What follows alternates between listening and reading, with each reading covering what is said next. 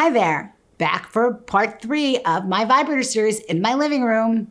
You've made it this far, and now I'm going to wrap up by talking about some additional things you should be thinking about when you're choosing a vibrator.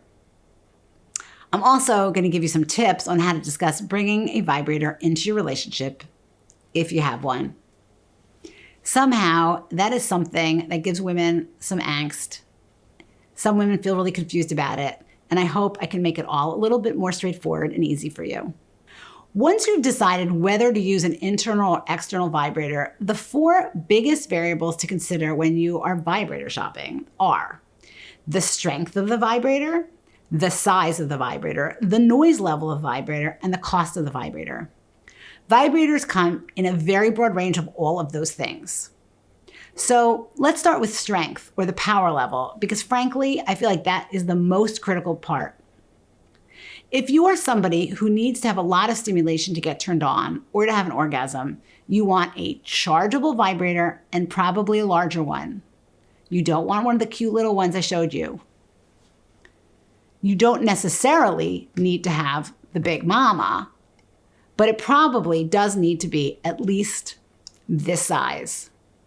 Strength or power is the most important part of it, and while some internal vibrators could be fairly strong as well, like this one, for example, you can use it as an external vibrator too, but even this one is not going to be as strong as you're going to need, like this one is.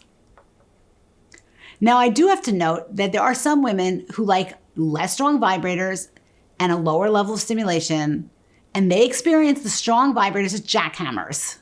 So you have to know yourself a little bit and know what you want. And you may have to practice a little bit and buy a few, kind of test it out. Okay. Now, once you've determined the strength, then you also want to look at the size. And size is tricky because everybody only wants the smaller ones because they're cute and discreet looking. But as we saw, they're also often less effective. Now, if you are using the vibrator primarily by yourself, it probably doesn't really matter that much. But it is true that the smaller ones are a lot easier to slide between you and your partner if you're trying to have the vibrator be used during intercourse. And if you want to use it for that, then you really might want to use a smaller one. As far as I know, and I've done quite a lot of searching, there are currently no hands-free ones that work well for intercourse. There are tons that are on the market, but most of them are very small and not very powerful, and they don't stay in place well. So here I might want to push you to think a little differently. When you're in a partnered sex relationship, if you're with a partner who's supportive, they will want you to use the kind of vibrator that you like, that gives you pleasure, and that makes you feel good. If you're really turned on by your vibrator, your partner will probably get very excited about it. So it shouldn't really matter if the vibrator is a bit bigger and you can't figure out a great way to use it during intercourse. You can use it before intercourse, you can use it after intercourse, or both. And that's great. So just keep that in mind. The next thing I want to talk about is noise level. And this is a very interesting one because some vibrators tend to be significantly noisier than others. And you need to think if you're one of those people who's very sensitive to noise and if that's an issue for you. Because the more expensive vibrators are the less noisy ones. I will say that often I'll have mothers in my practice who are very nervous about using their vibrators because they think their kids are going to hear her, especially the older kids who are still awake.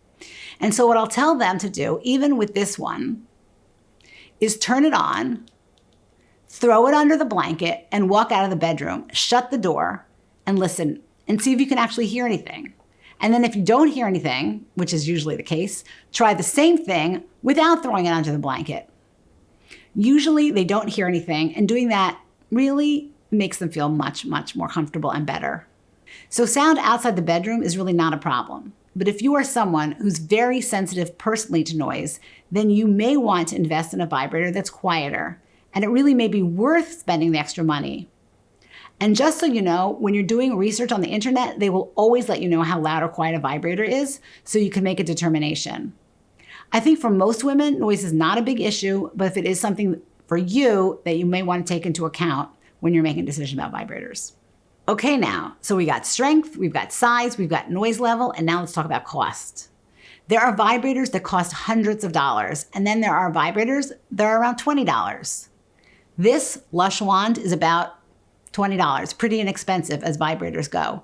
The Magic Wand tends to be a little bit more expensive because it's a bit bigger, but also not crazy expensive. There are some companies that make these really high-end vibrators. And if that sort of thing floats your boat, you should go for it. I haven't personally seen a correlation between very expensive vibrators and more effective vibrators.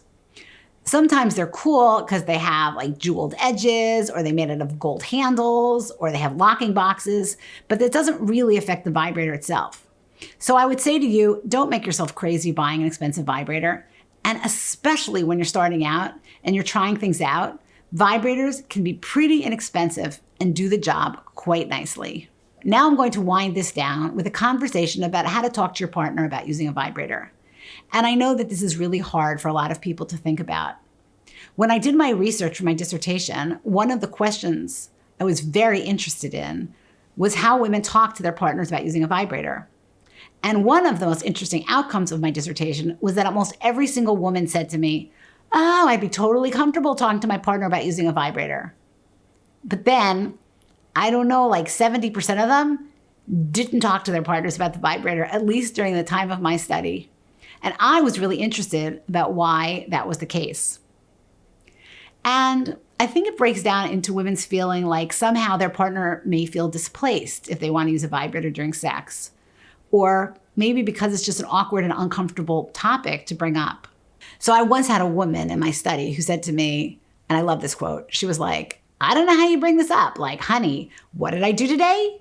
Let's see, I did the laundry, I got the groceries, and I bought a vibrator. Like, how do you even bring this up in conversation?" And one of the things I have found is that blaming it on maize is always a great thing to do. And so I will say to a patient, well, go when you talk to your partner and say that we, at the clinic, we suggested that you use a vibrator. And what do they think about that? And now, the fact that you've watched the series, you can do that too. You can say, "I just finished watching this video series of vibrators in Batsheva's living room, and she was all excited about us using a vibrator. So how do you feel about using a vibrator when we're in the bedroom? How do you feel about that, honey?" I'm giving that to you as a challenge. I promise you it's much easier than you think. Now about your partner. Will he feel displaced? Again, I was fascinated by this, and I have spent many years talking to women and talking to their partners. Women are worried about their husbands and boyfriends. For most women in a lesbian relationship, it's just not an issue. The ironic thing is that really and truly, most men are really happy for the women in their lives to use vibrators. Sometimes it was something they had to think about a bit before they got used to the idea, but then they were more than okay with it. They loved watching their partner get really turned on, and they were just happy to have their partner have all this pleasure. And let's be honest, it made their job a little bit less challenging. So I guess in closing, I'd say, if this is a hard topic for you to talk about, show your partner this video. I'm not embarrassed to talk to your partner about using a vibrator. Okay, it's time for us to wrap up, and it's time for you to start on your very own vibrator journey. Vibrators are, as I said in the very beginning of this series, the most underused tool in most women's sexual arsenal.